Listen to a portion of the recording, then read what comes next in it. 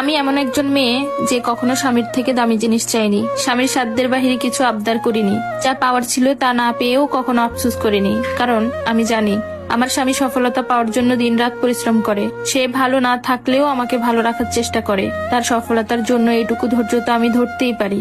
সে একদিন আমার সব স্বপ্ন পূরণ করবে ইনশাআল্লাহ। ঘরে যতটুকু সময় থাকবে এই বেটা টিভি মোবাইল পেপার নিয়ে থাকবে, আর কোনো কাজ নাই তোমার? আর একটা কাজ আছে, তুমি চাইলে আমি করতে পারি। বউ শাসন করা করব নাকি? তোমার কথা শুনে হাসবো না কাঁদবো বুঝতে পারতেছি না। আজ পর্যন্ত শুনছো পুরুষ নারী নির্যাতন করে শান্তিতে থাকতে পারছে? তুমি না অল্পতেই রাগ হয়ে যাও। আজকের পেপার দেখছো, চাঞ্চল্য এক ঘটনা ঘটছে। পেপারে তো প্রতিদিনে চাঞ্চল্যকর ঘটনা ছাপায়, আজকে কি হয়েছে? বউ স্বামীরে পিটাইয়া মাইরা ফেলাইছে? আরে না, এবার উল্টো ঘটনা ঘটছে। এক স্বামী বটি দিয়া বউ আর 3 সন্তানরে কাইট্টা আম খাওয়াইছে।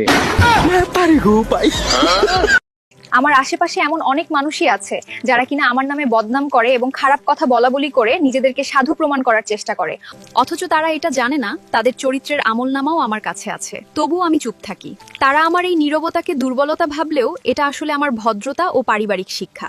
কথায় আছে না, কুকুরের কাজ কুকুর করেছে, কামড় দিয়েছে পায়ে। তাই বলে কি কুকুরকে কামড়ানো মানুষের শোভা পায়? তাই আমি প্রতিশোধ নেই না, আল্লাহর বিচারের প্রতীক্ষা করি। তিনি নিশ্চয় শ্রেষ্ঠ বিচারক।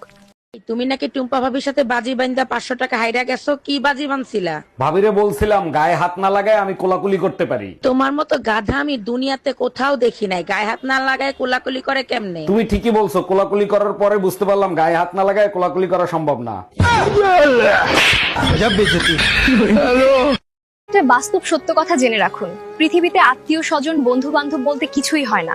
এই দুনিয়ায় স্বার্থ আর অর্থ ছাড়া কেউ কারো দিকে ঘুরেও তাকায় না। আমি আমার দুঃসময়ে কাউকেই পাশে পাই নাই। সবার সাথে নর্মাল যোগাযোগ রাখতে চাইলেও তারা ইগনোর করেছে, কারণ তারা হয়তো ভেবেই নিয়েছে আমি তাদের কাছে সাহায্য চাইতে যাব। তাই আর সেসব সো কল্ড আত্মীয় স্বজন বন্ধু বান্ধবদের জীবনে নতুন করে চাই না। দয়া করে এখন আর আপনারা আমাদের বাসায় আলগা পিরিত দেখাতে আসবেন না। আমাদের এই শান্ত জীবনে আপনাদের কোনো প্রয়োজন নেই। ওহে আমার শখের স্বামী, আমার জীবনের সবচাইতে স্বার্থপর মানুষটাই হচ্ছ তুমি। তোমার যখন ইচ্ছে হয় ভালো ব্যবহার করো, যখন ইচ্ছে হয় খারাপ ব্যবহার করো, আর এমন ভাবেই করো যেন তোমার জীবনে আমি না থাকলেই ভালো হতো। বউ কখনো প্রিয় হয় না, প্রিয় তো হয় বাবা মা ভাই বোন। তুমি যদি কোনো পুরুষকে জিজ্ঞেস করো যে তোমার বউ আগে নাকি তোমার পরিবার, 99% পুরুষ বলবে যে আমার পরিবার আগে। কিন্তু তুমি যদি কোনো মেয়েকে জিজ্ঞেস করো যে তোমার স্বামী আগে না তোমার পরিবার আগে, দেখবেন 99% না 100% মেয়েরাই বলবে যে আমার স্বামী আগে। এক সময় বাবার কাছে হাজারটা আবদার ছিল, এখন বাবার মুখের দিকে তাকালে কলিজাটা ফেটে যায়। এই মানুষটা নিজের পুরো জীবনটা আমাদের ভালো রাখতেই শেষ করে দিল। জানেন, এখন আর কিছু চাইতেই ইচ্ছে করে না। শুধু মনে হয় আমি যদি বাবার একটা মেয়ে না হয়ে ছেলে হইতাম, তাহলে হয়তো বাবার পাশে একটু হলেও দাঁড়াতে পারতাম।